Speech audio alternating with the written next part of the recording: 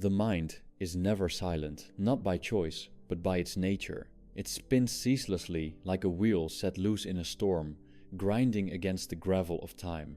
Even in stillness, it murmurs with unmet longings, with rehearsals of futures that never arrive, and with regrets that cling like fog to the past. To open one's eyes to the truth is not to be comforted. It is to see that life begins in lack, proceeds in craving, and ends in silence, a silence we fear, yet are always approaching. Desire is not a gift, it is a wound disguised as hope.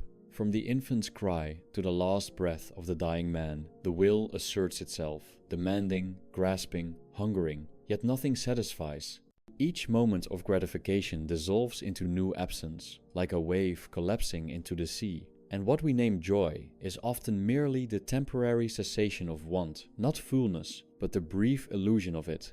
We wander through the world, not in search of truth, but in search of distractions from it. The marketplace is full, the lights dazzling, the noise relentless. Yet beneath it all, there is a hollowness, not the emptiness of peace, but the void left by the unfulfilled self. The culture does not soothe this hunger, it magnifies it. It sells us images of wholeness while secretly feeding on our dissatisfaction. Every advertisement is a confession of lack.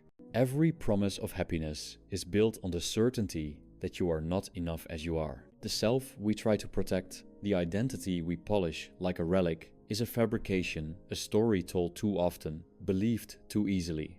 It is a mirage on the surface of consciousness, constantly reshaping itself to escape the unbearable truth that there is no fixed essence beneath the masks. The ego clings to preferences, opinions, achievements, all fleeting, all borrowed. Strip these away, and what remains?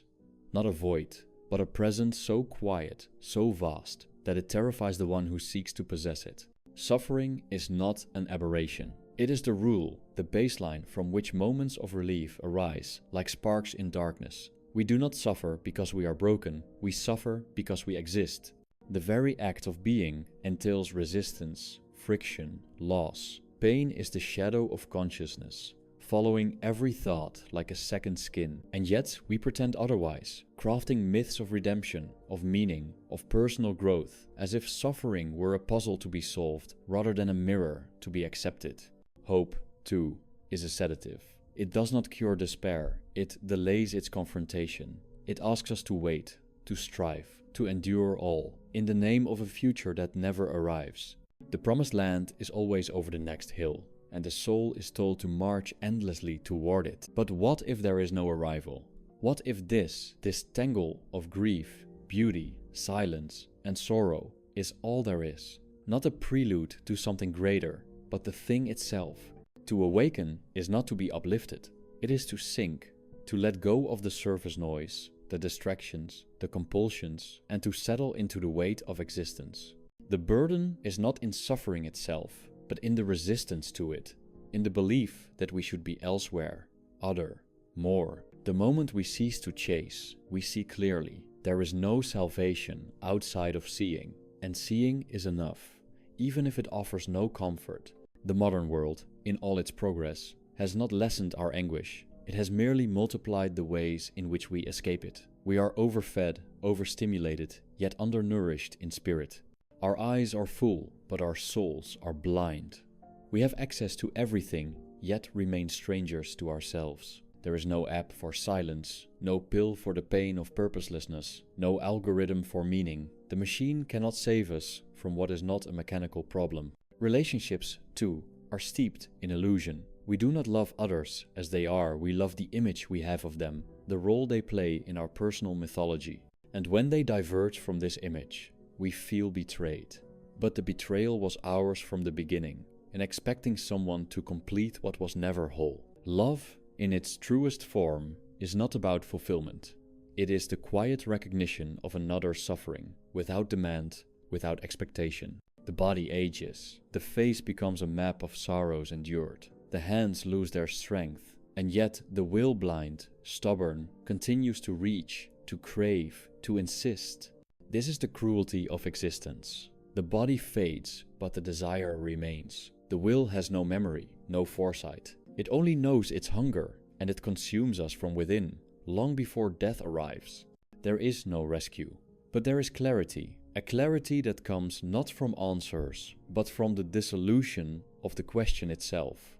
The question of how to be happy, how to be fulfilled, how to overcome all of it falls away when one sees that the self who asks is itself the problem. That which watches the self silent, unmoved, is the only truth that does not change. In silence, all illusions begin to fade, not through violence, but like mist at sunrise. The noise of the world grows distant. The fever of desire cools. And what remains is neither joy nor despair, but something older than both, a stillness untouched by becoming. Here, in the absence of longing, one does not arrive, one vanishes. And this vanishing is not death, but freedom. To live is to endure the slow abrasion of hope against the stone of time. Each morning, the soul rises not out of renewal, but out of inertia, compelled by forces it does not command, drawn toward objects that promise relief, but deliver only brief diversions. The child dreams of becoming, the adult mourns what became, and the old man sees the cycle for what it is, a revolving door of longing, spinning on the axis of futility. The world never tires of seducing us with forms, shapes, faces, names, movements. All of them lure the eye, ignite the will, summon the restless heart into action. Yet behind every form lies the same unyielding truth, impermanence. What dazzles today decays tomorrow. Beauty fades, flesh fails, novelty grows dull, and still the will persists, howling through the silence like wind across a barren field. We do not pursue happiness, we flee from suffering. And what we call pleasure is often just a temporary cessation of pain, a lull between torments, mistaken for peace. The lover's touch, the taste of sweetness, the victory in battle, they sparkle briefly before they vanish, leaving behind the same raw ache they were meant to soothe. The will is never full. It feeds on emptiness. It devours without end. To look inward is to find a hall of mirrors, the self reflected back 1,000 times, each image more distorted than the last. What we take for identity is but a collage of impressions, desires, traumas, and borrowed words. There is no true center, no solid ground. The I we defend with such intensity is a ghost, translucent, shifting, unknowable. We call it me, and yet we cannot hold it. Society rewards performance, not authenticity. It praises the mask that smiles while bleeding beneath. We are told to be productive, to be seen, to be successful as if these were virtues. But behind this theater of appearances lies a quiet despair. The knowledge that we are pretending, endlessly pretending, hoping someone believes the act. We shape ourselves for the gaze of others, until there is nothing left unshaped. Grief is not an interruption of life. It is life stripped of its distractions.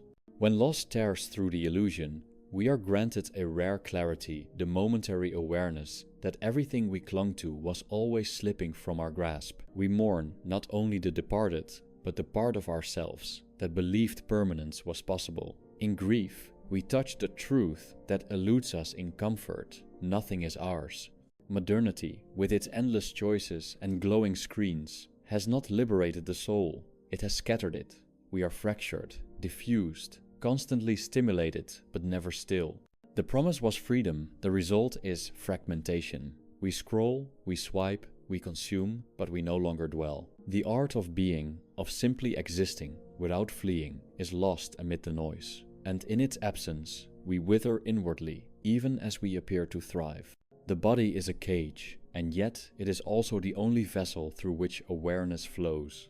To age is to witness the slow disintegration of this vessel, to feel the tightening of time around the joints, the dimming of senses, the retreat of vitality. And still, the will presses forward, dragging the weary form with it, demanding it endure just a little longer, as if more time could make the suffering worthwhile. To detach is not to reject life, but to see it without illusion, to love without clinging, to act without expectation, to speak without needing to be heard. These are not feats of strength, but of surrender. Detachment is the quiet death of hope, not in despair, but in peace. When we stop demanding that life fulfill us, we begin to notice the quiet dignity in its refusal. There is a strange serenity in watching the world pass without chasing it, in letting go of the compulsion to alter, possess, or interpret. The leaves fall, the sun sets, strangers pass, and none of it needs our intervention. To witness without grasping is to finally breathe. To feel sorrow without fleeing it is to remember what it means to be real. Even love, in its purest form, is not possession but recognition. To see another suffering and remain not to fix it, not to save them, but simply to bear witness. This is the love the world has forgotten. Silent, sober, unadorned. It asks for nothing and gives what cannot be taken presence without demand. The soul grows weary not from effort, but from illusion, from carrying the weight of identities that were never true, from pursuing satisfactions that dissolve upon contact. When we cease to struggle for control, a deeper order reveals itself, not one of justice or reward, but of stillness. A stillness that neither consoles nor condemns, but simply is. And in that stillness, the will loosens its grip. The mind grows quiet, not by force, but by exhaustion. And what remains is not a better self, but no self at all, only awareness, boundless and indifferent. This is not salvation, it is release. There is no greater torment than the unceasing effort to become someone. The self, never satisfied with being, strains toward the image of what it should be more successful, more loved, more complete.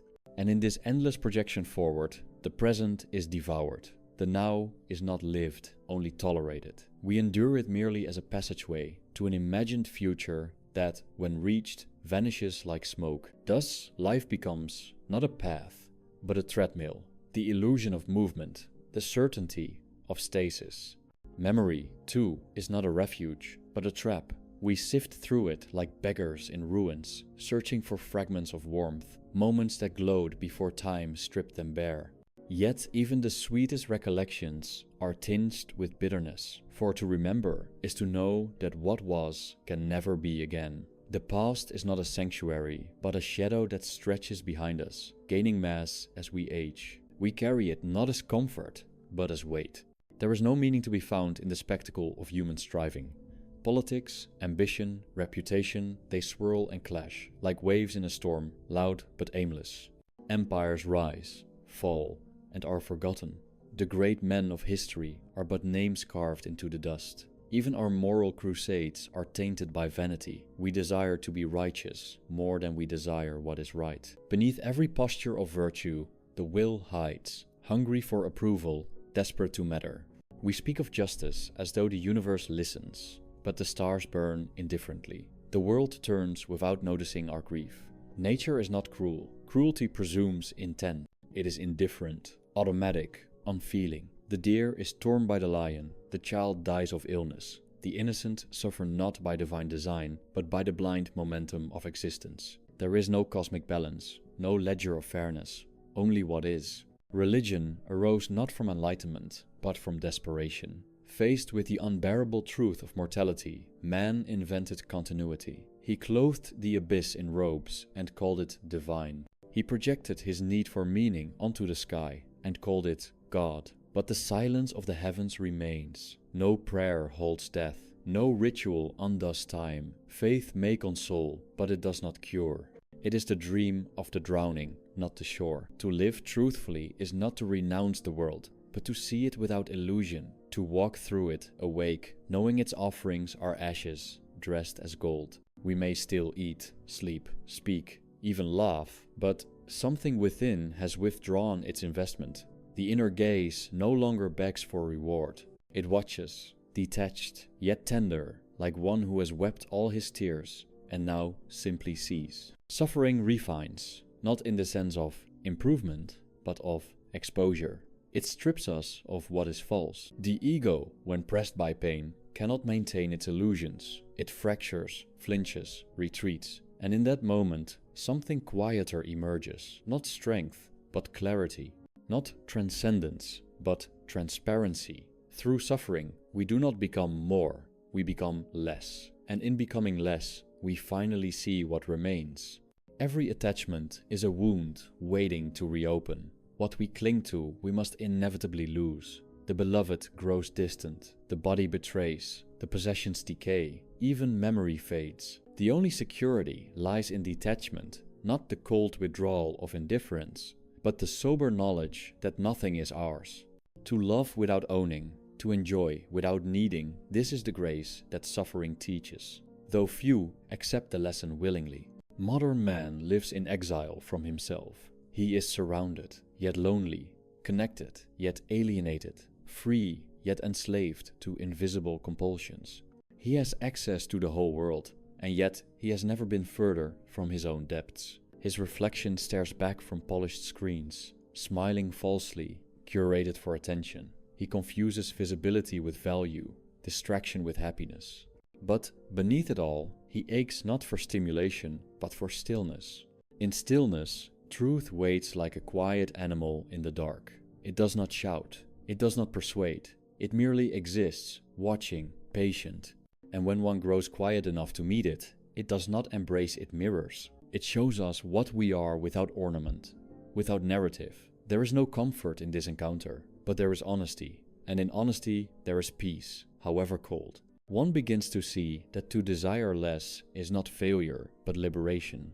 The world insists we must want, must strive, must grow, but growth without end is cancer. Desire without end is torment. True freedom is not found in satisfying the will, but in releasing it, in allowing the hunger to exist, but no longer answering its cry, like a monk who smiles at the barking dog, but does not follow. Death, the final dissolution, is not our enemy. It is our resolution, the end of longing, the silencing of the will. We fear it not because it is painful, but because it renders all our efforts void. It exposes the futility of our striving, but this is its gift, the final unveiling. When the body ceases, the wheel of becoming ends. What remains is not a soul ascending, but a candle extinguished. No more shadows, no more fire, only stillness. All consolation is illusion, delicately stitched over the raw wound of existence. We seek comfort in language, in narrative, in the gentle lies of culture, but comfort is not truth. Truth does not soothe its strips. It does not embrace, it exposes. The more one sees, the less one hopes. And in this dimming, the first quiet of peace appears not as joy, but as the absence of delusion. What we call love is often a hunger misnamed, a reaching outward to escape the emptiness within. We bind ourselves to others, not from fullness, but from lack.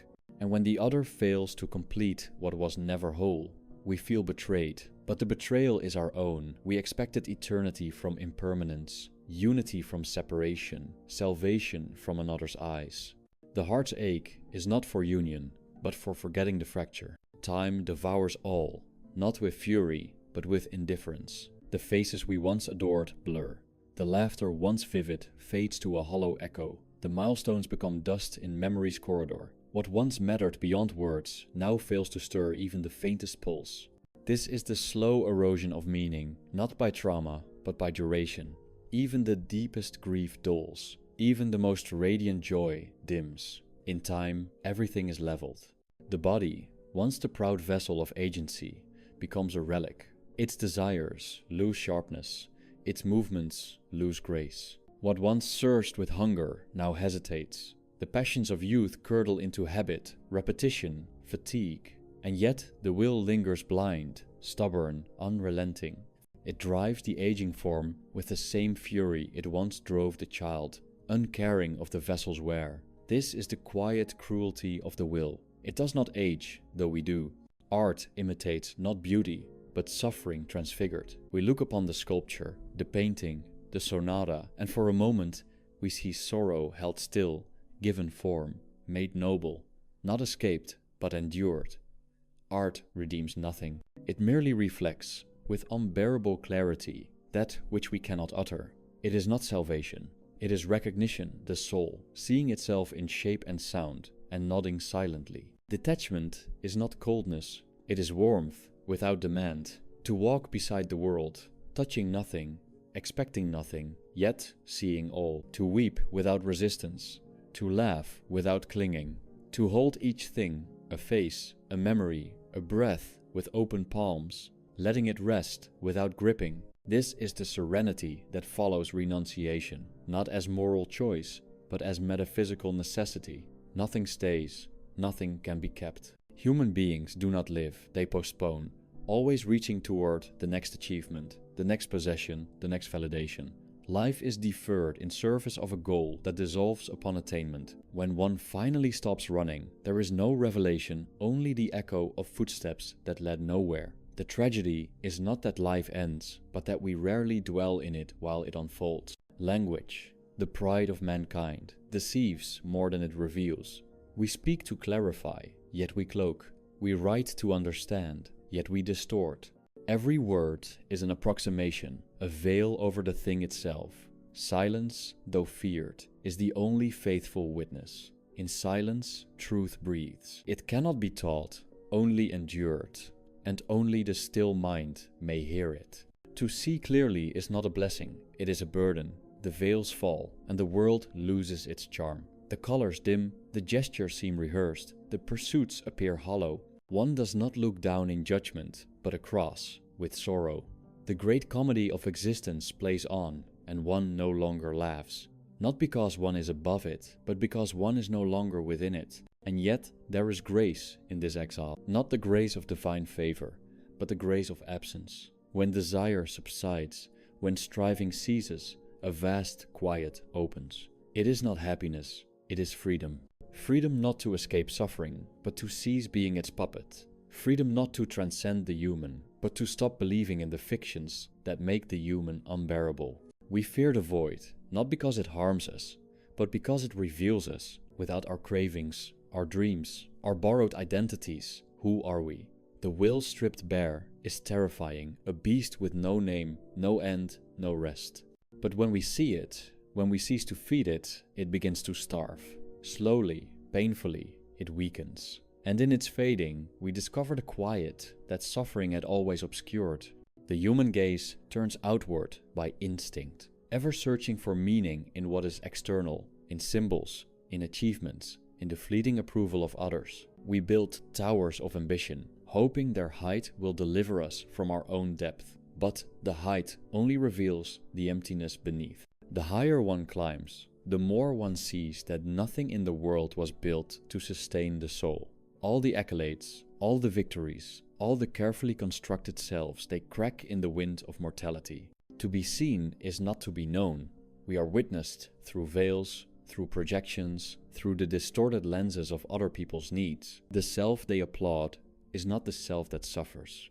And so even among the multitude, the soul remains solitary. Companionship, at best, is two solitudes leaning toward each other, aware of the distance they can never cross. At worst, it is the mutual delusion of beings who believe they can be completed by what is also incomplete. Even the most intimate touch cannot dissolve the boundary of being. Flesh meets flesh, but the chasm between two interiors remains. We ache to merge, to dissolve into another, to end the separation that defines us, but the ache itself is proof of the impossibility. Love may comfort, may inspire, may momentarily distract, but it cannot undo the solitude written into the structure of selfhood. What we name loneliness is merely the recognition of truth. We were born alone, not by accident, but by design. The mind is a private theater, closed to all but the one who suffers within it. Every word, every gesture is an approximation, a failed attempt to transmit the incommunicable. And so we live behind glass, pressing our hands to the surface, hoping someone will press back. But no one crosses through. Religion promised transcendence, not as metaphor, but as escape. It taught us that suffering had meaning, that the injustices of life would be corrected beyond death. But these were lullabies for the frightened child of consciousness. The truth is harder. Suffering is not a test, not a lesson, not a gateway. It is the very nature of the will, chaotic, blind, without moral architecture. There is no answer waiting at the end. Only the silence that was there from the beginning. The sacred, if it exists, is not found in temples or texts, but in the quiet act of seeing without turning away. When one looks directly into the wound of existence and does not blink there, in that gaze is something holy, not because it saves, but because it reveals. not because it heals, but because it strips. What remains, when nothing remains to be taken, is the soul without ornament raw, still, indifferent. We long for purpose, like a drowning man longs for air. But purpose is a construct, a scaffolding we erect to distract from the vertigo of contingency. We do not suffer because our lives lack meaning. We suffer because the will cannot rest. Meaning is just the shape we give to that unrest. It is not found, it is invented, and its invention is never stable. In detachment, there is no reward, only release. One does not detach to gain peace, but because the cost of clinging becomes unbearable, when the world disappoints enough times, when the faces blur, when the triumphs ring hollow, the soul retreats, not in bitterness, but in weariness. It no longer seeks what cannot satisfy. It no longer begs at the altar of what fades. It simply abides, like a stone in the river, no longer moved by the current. The culture celebrates stimulation, novelty, motion, but the spirit craves cessation. It craves an end to the noise, an end to the masquerade of becoming. Stillness is not fashionable, it is feared. For in stillness, there are no distractions left, only the mirror of being, showing what was always there, waiting, under the clamor of want. When we speak of freedom, we imagine the ability to choose, to act, to expand, but this is merely another cage, adorned in golden language. True freedom is narrower, quieter, more terrifying. It is the freedom from desire itself.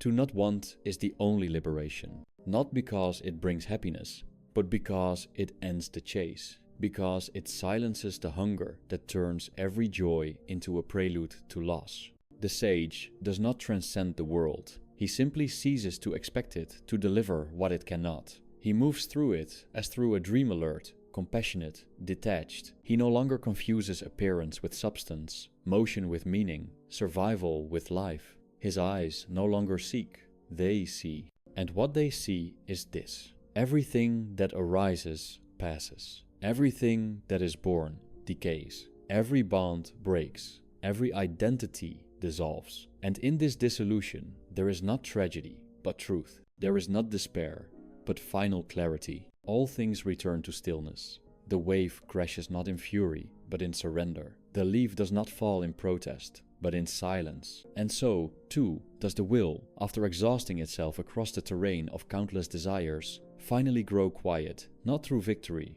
but through the recognition that there is nothing left to chase. The last illusion to die is not the world, it is the self. The idea that there is a core, a center, a singular I directing the theater of becoming. But the closer one looks, the more it dissolves.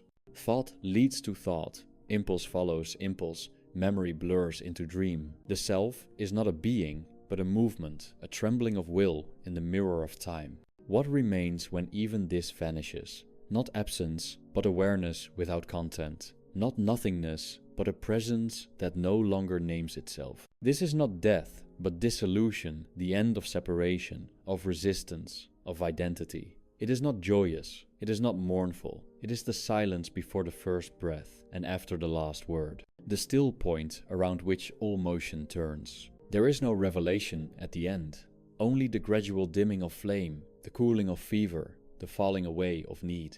The world continues, children laugh, lovers touch, wars ignite, but the soul no longer seeks its reflection there. It watches, with the quiet gaze of one who knows the fire is not in the object, but in the wanting. To have seen clearly is not to be above the world, but to no longer be inside its hunger. The cries of ambition, of romance, of fear, echo distantly, like a song remembered from a dream.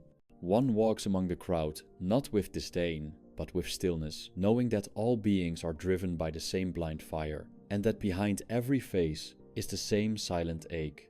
What is called compassion arises not from virtue, but from recognition. To see another suffer is to see oneself mirrored. There is no superiority in empathy, only equality in pain. All masks fall before the truth of suffering. All names, titles, and ideologies dissolve when the will rise. What remains is a gaze that does not turn away.